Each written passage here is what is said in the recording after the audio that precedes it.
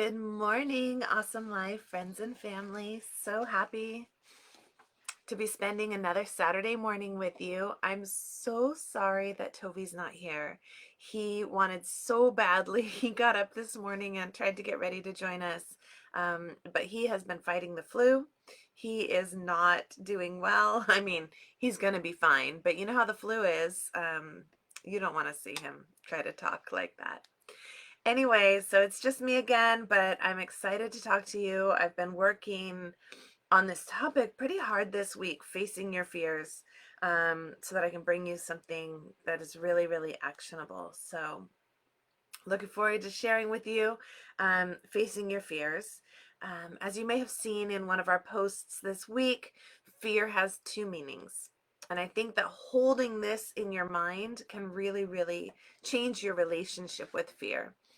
Fear has two meanings: face everything and rise, or forget everything and run.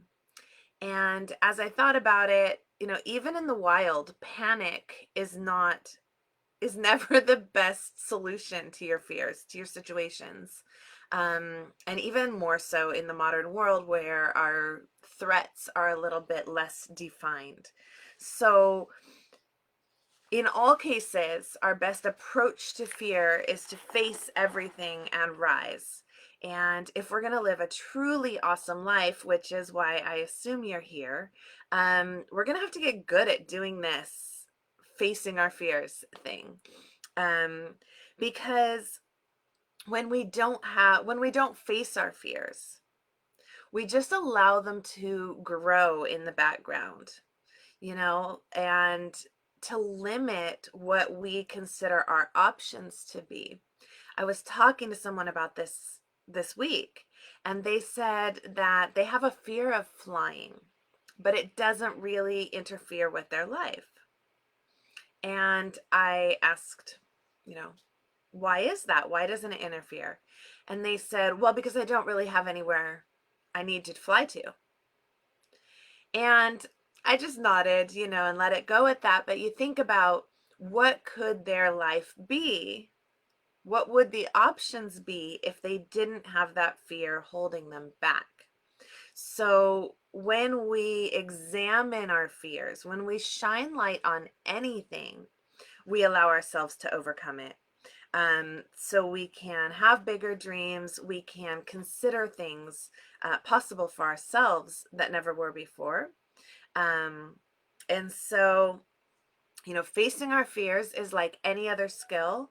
The more times that we do it consciously, the easier it becomes. And so that's another big reason to start conquering these things, because it'll just get easier and easier over time.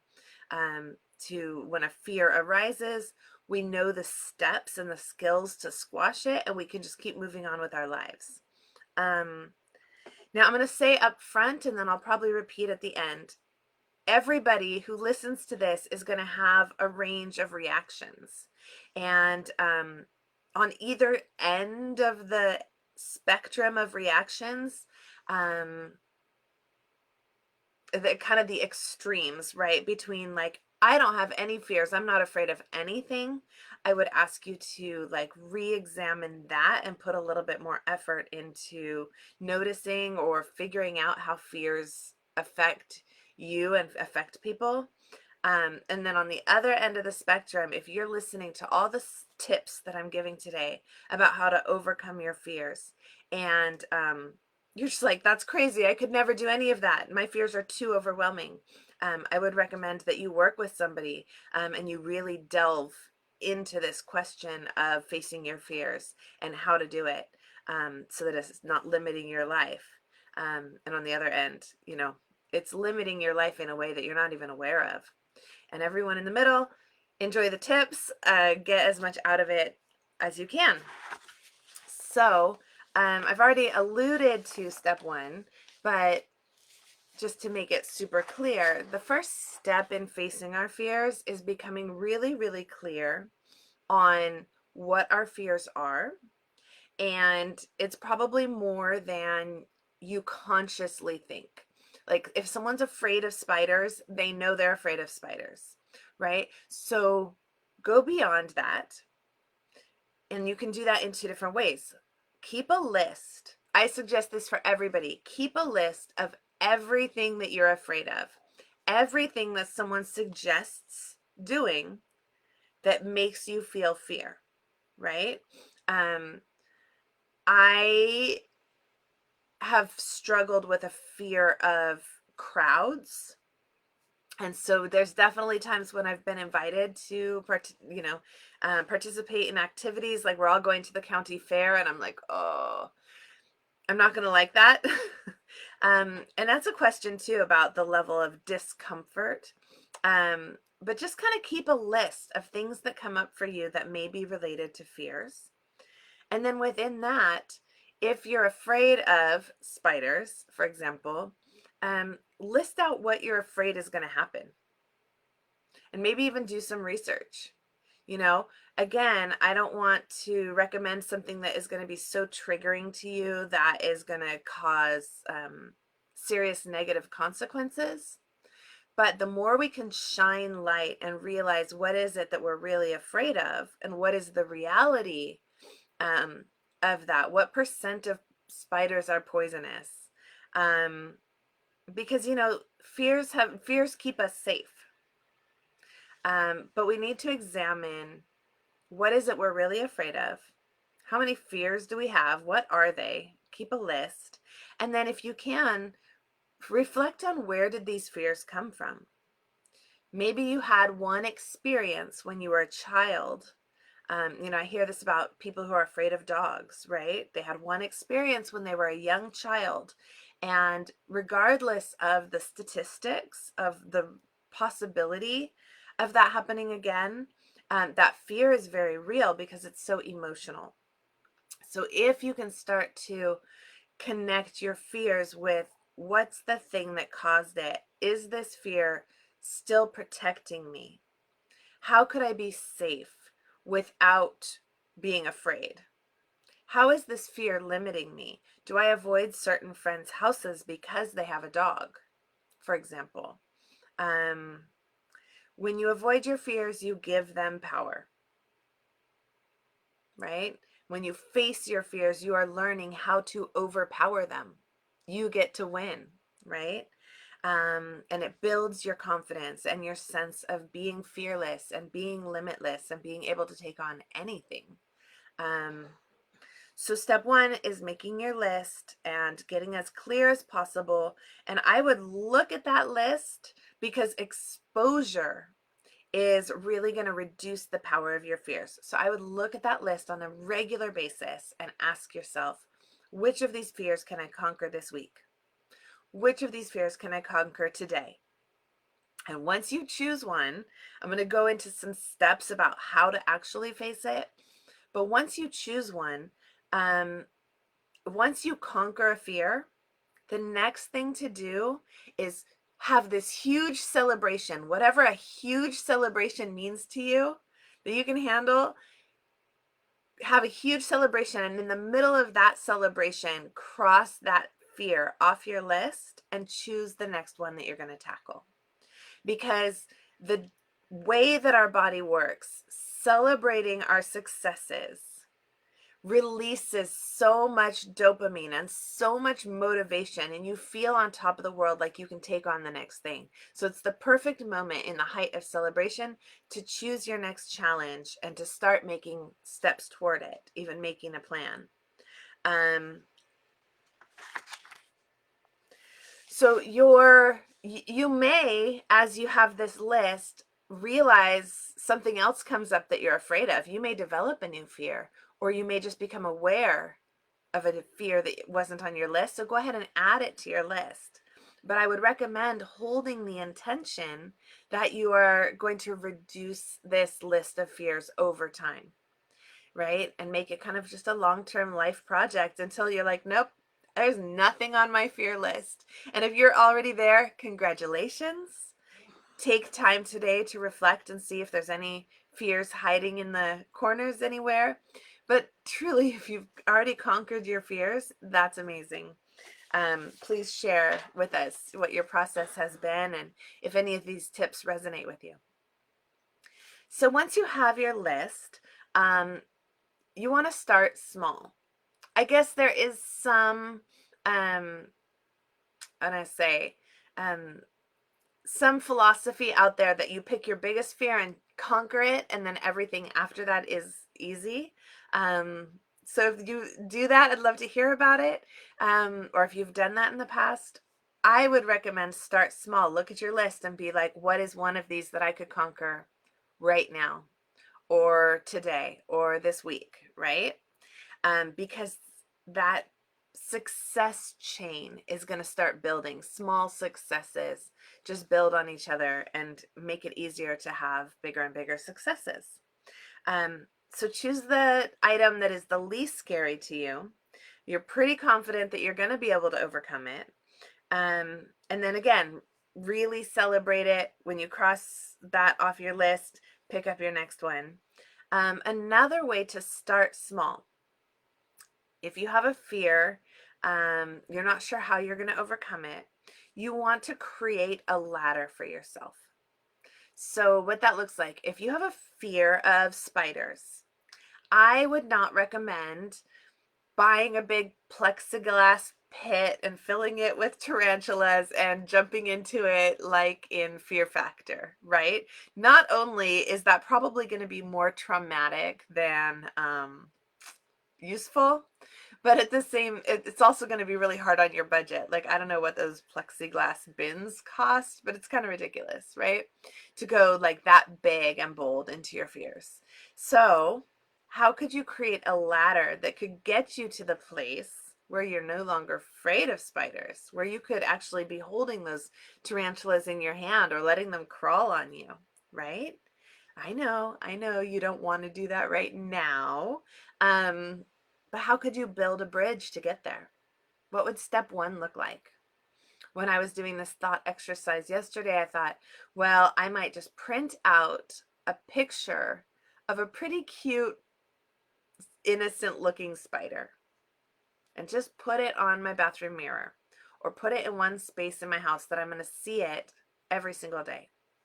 Maybe give it a name and just become really comfortable with that photo. It's a still picture. It may make you uncomfortable at first, but it's just a picture. There's no way that that picture is going to put you into danger. And so what you want to do is just get comfortable, just be able to walk past it without having that fear response. If the picture never causes you a fear response, you're already past that step. What's the next step? Is it watching videos of people holding spiders? How does that make you feel? Right? And building up. So if it's the video that really like freaks you out and triggers that fear response, how can you learn to stay calm, breathe through it? Maybe just have it on in the background while you're making dinner or while you're getting ready for bed. So you're just customizing yourself to something that used to bring fear, right? What can happen is that we become afraid of feeling afraid. You don't want to look at the spider video. You don't like this idea that I'm giving you because you're afraid that it's going to make you feel afraid. And if you feel afraid, then you might have a hard time sleeping, or you're just going to have these really uncomfortable sensations in your body. So you avoid feeling afraid. And so if someone says the word spider, it makes you afraid, right? It tenses you up because you're afraid that that's going to make you feel afraid. And so when we really reflect on the purpose of fear is to protect us, then yes, being afraid to put your hand in a wood pile that you know is crawling with spiders, that's a rational fear. That is truly keeping you safe. You should do the safe thing and put on gloves and carefully pick up each piece and look at it. I'm not suggesting that facing your fears has to be equivalent with stupidity, right? But that photograph or that video of the spider or the word spider is honestly not going to bite you. So Stop being afraid of feeling afraid. Allow yourself to feel it and get used to what it feels like so you can overcome it. Maybe the next step would be going to visit a pet store and just looking at them from afar, right? And maybe this is where you need to enroll some people and be honest about this project that you're taking on. If you have anyone in your life who loves and supports you, they may not know that you have this fear, but they are going to be so honored that you asked them to be the one that helps you with it. Truly, right? Could you go with me to the pet store because I'm trying to face my fear? And what I need from you is just to stay close to me and help me stay calm, not to push me into something that is beyond my level yet, okay? Right? We need to let people know what we need from them, to ask for support and be real specific about what that support would feel like. And since I'm on this topic, a lot of us as parents have to deal with how do we help our children to face their fears. And so this same advice, I would say, starting small, building that bridge with them and for them. If they're afraid of dogs because they've had a bad experience, do not force them to come face to face with a dog. Do not re-traumatize the people in your life, whether it's children or adults, right? Don't force people into situations they're not ready for. But reading stories about friendly dogs, watching videos about friendly dogs, looking at the friendly dogs at the park from afar. And then maybe you have a friend that you know that has a calm dog and you could ask, if your child could see it from a distance. And then maybe want to get a little closer, right? But we never want to re-traumatize someone, including yourself, right? So it's a balance between making progress and honoring the process. So we talked about some ways to make your list, to start small and conquer your fears step by step, celebrating your wins each time so that you're building that reward center, so that your brain is like an untrained dog, right? And you need to train your brain. When I conquer fear, it feels good. When I face fear, it feels good. If you need to use some kind of reward, treats, or just affirmations. So the next section I want to talk about is using affirmations and visualizations. And so in this analogy with like an untrained dog, at first we use a treat, right, to train the dog. You say sit. As soon as the butt hits the floor, you say good dog and give it a treat, right? You want to train your brain in a similar way. So that's why when you overcome a fear, you want to say, hey, I did a good thing, a good job. Maybe post it on Facebook. Give yourself whatever treat associates with that is still healthy. Um, and practice over and over with that.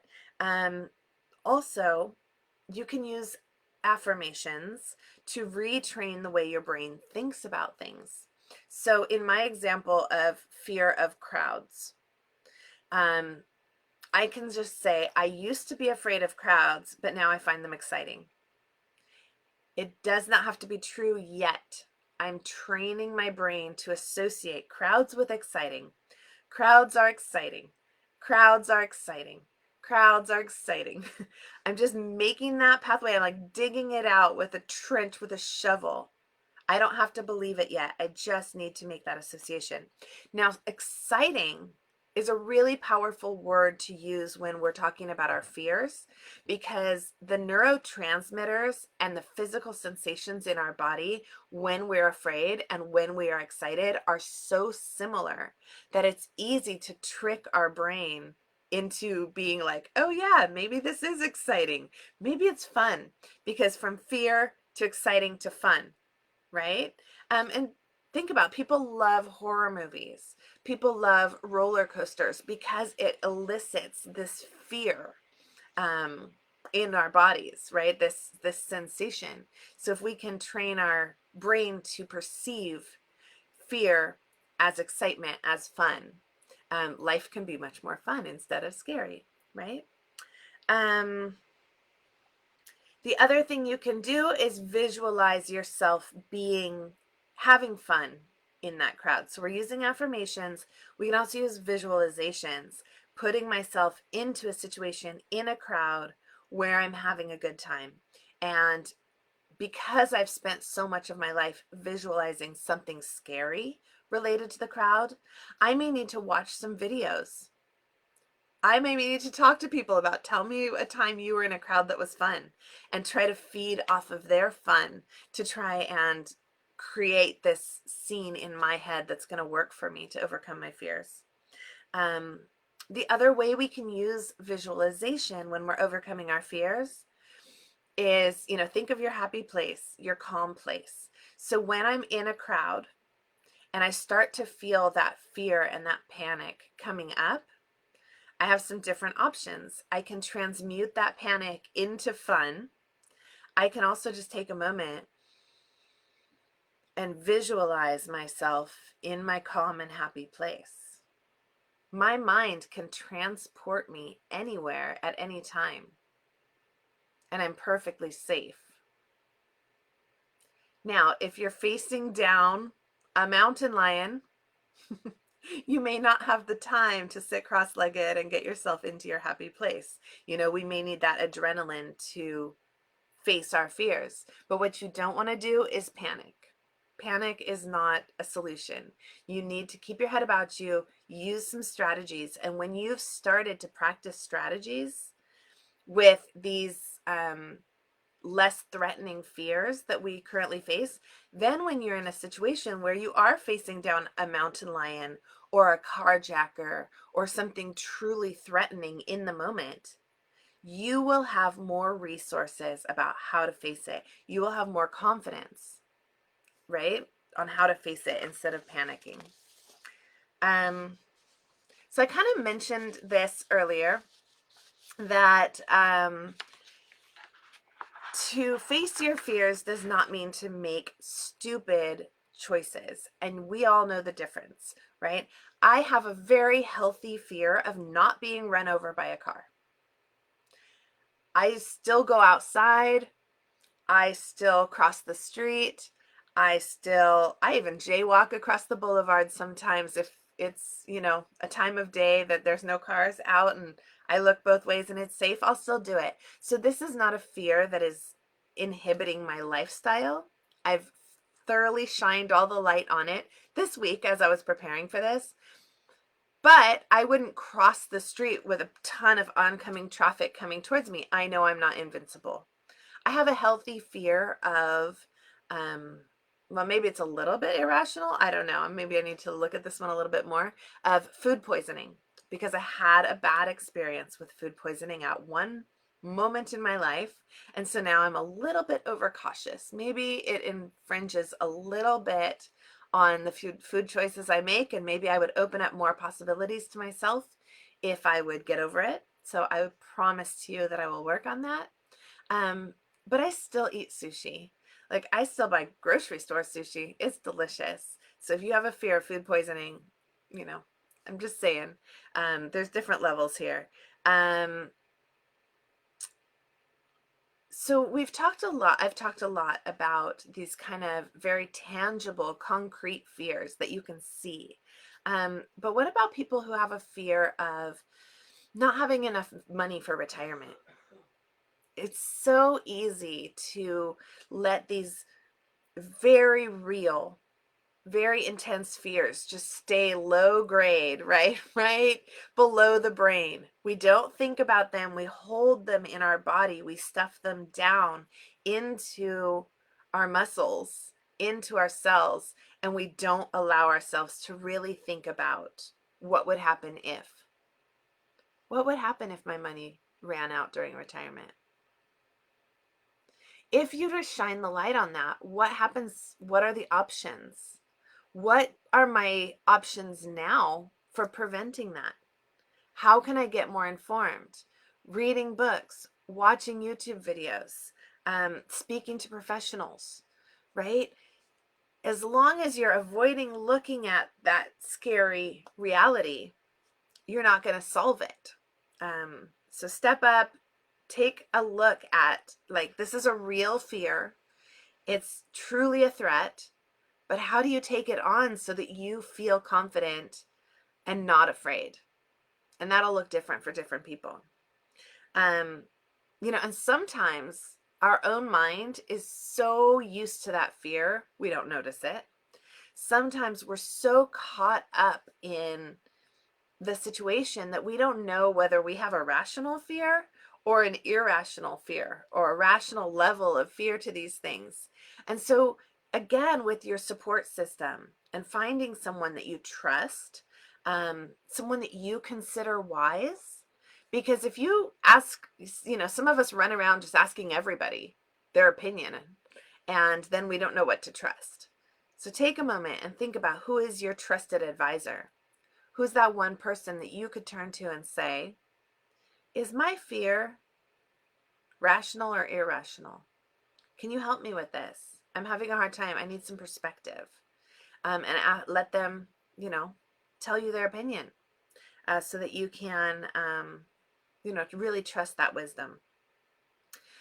Finally, developing or nurturing your compassion for yourself and where you are in this journey. Part of what holds us in fear patterns is shame. Not wanting to admit to ourselves or others that we have these fears, especially if they're irrational fears. You're like, I know there's no reason for me to have this fear anymore, but I don't know how to let go. Whatever it is, the awareness and the compassion for yourself, realizing that this fear has served you well. It came from a place and it has protected you and kept you safe so far, but it's okay if you don't need it anymore. It's not serving you anymore. It's okay to just let it go and celebrate that. And of course, as I said in the beginning of this video, if all of this sounds like too much and you know that you're really not going to be able to handle this on your own, I highly recommend speaking with an expert. There are people whose job, 9 to 5, Monday through Friday, is helping people conquer their fears, right? What if you worked with someone like that? That would be amazing. Think about how good you are at your job, right? And what if someone who needed your help could get your help on that? So I truly appreciate you all being here. I know I got some comments. It's really hard when I'm by myself. I can't look at the comments and talk at the same time. So I'm going to come back here and see. Oh, it's all Sue and Joseph. Thank you guys for being here. So Sue was talking about the airplane, being afraid of flying, and people who make choices that include not flying rather than choosing what you want and then deciding transportation. Right. And so stay focused on your dreams. And we've talked about what your dreams are. If you know what your dreams are and you dream big enough and don't allow your fears to limit your dreams, right? Then you can have the dream and choose a transportation mode that may serve it rather than letting that fear of flying keep you from achieving your dreams. So those are other options.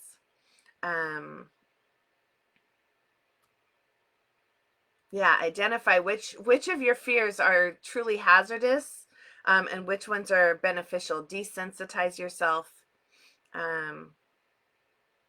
Ooh, I like that. Sue says I should buy my, sorry, I just lost it. I should buy my reward at the crowded location. Yeah, reward myself while I'm in that situation, and do everything I can to make it a fun, and bring your support system with you, so you're not facing it alone at first, maybe.